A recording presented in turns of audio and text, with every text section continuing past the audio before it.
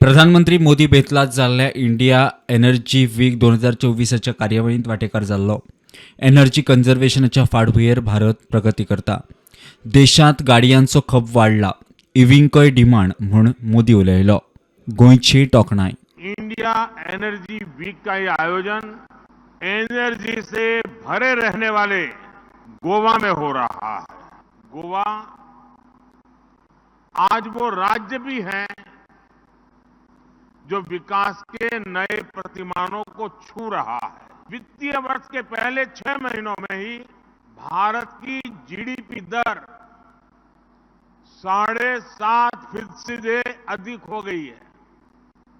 भारत आज विश्व की सबसे तेज बढ़ती अर्थव्यवस्था है और हाल ही में आईएमएफ ने भी ये भविष्यवाणी की है कि हम ऐसे ही तेज गति से आगे बढ़ेंगे।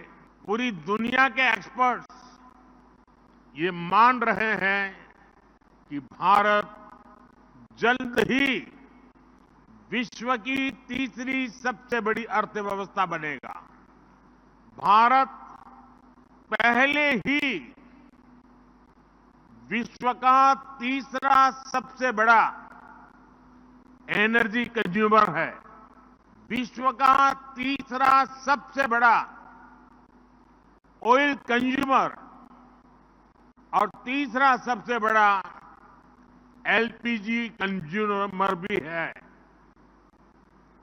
हम दुनिया के चौथे सबसे बड़े एलएनजी इंपोर्टर, चौथे सबसे बड़े रिफाइनर और चौथे सबसे बड़े ऑटोमोबाइल मार्केट वाले देश हैं।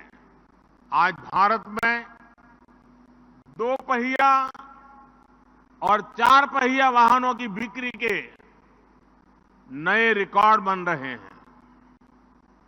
भारत में ईवीज की लगातार डिमांड बढ़ रही है।